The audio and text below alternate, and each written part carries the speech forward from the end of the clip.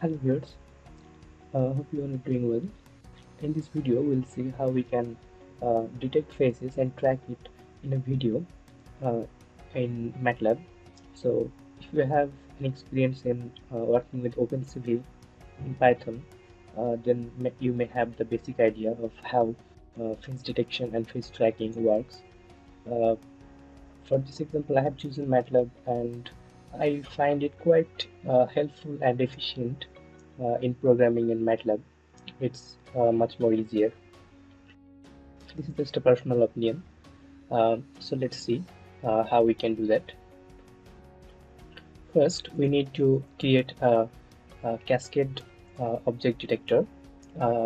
This basically detects the face in a frame, and then we need to read the video using the video reader object. Uh, Put your video in the same directory where you have saved the code, and after that we need to read the frames from the video reader object, and then we need to apply the face detector, the cascade object detector, um, inside the video frame. And for this we use the step function. It will return the location of the faces, and now we need to the location face location inside the video frame object, and we'll insert a rectangle in that frame that will help us locate the face, and it will return us a variable. And now if we want, we can see the output using the into function. So if I show you,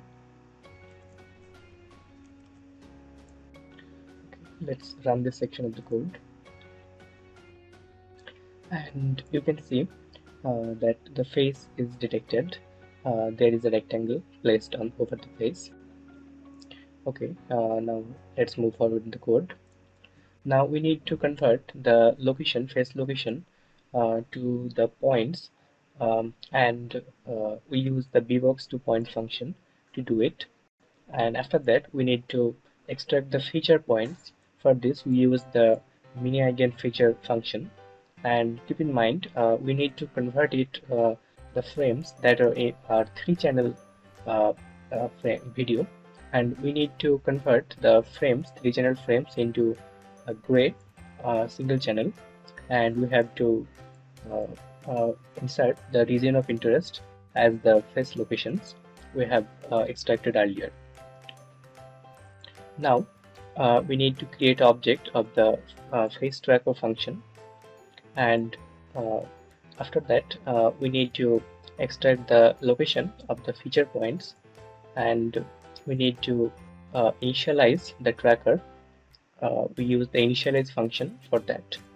Here we need 3 arguments: the point tracker object, the point of the features that we extracted from the video, and our detected frame.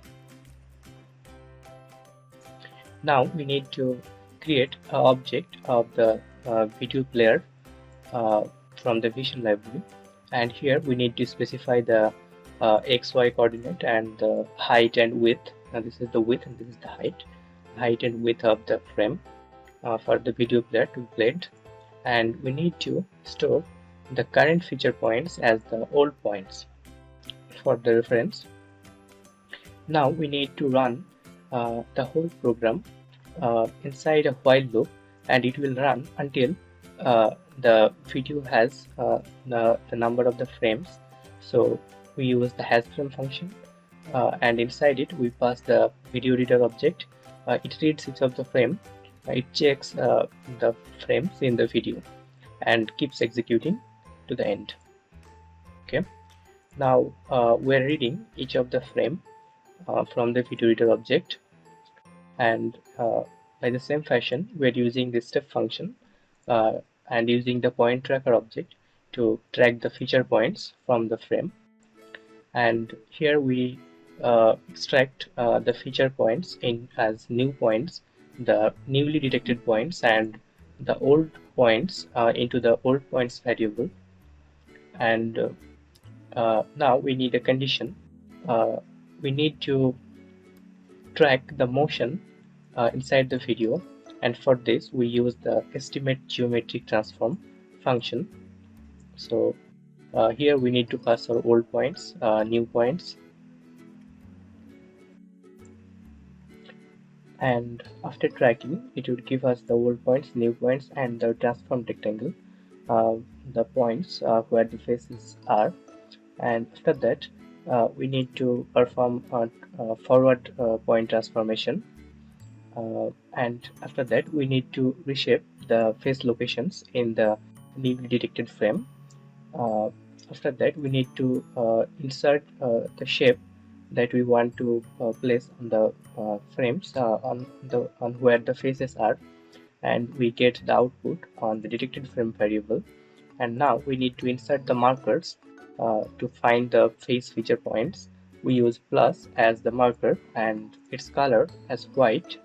Now this is important, we need to uh, reset the points, the detected face points, unless the new points on the new frames would not be updated.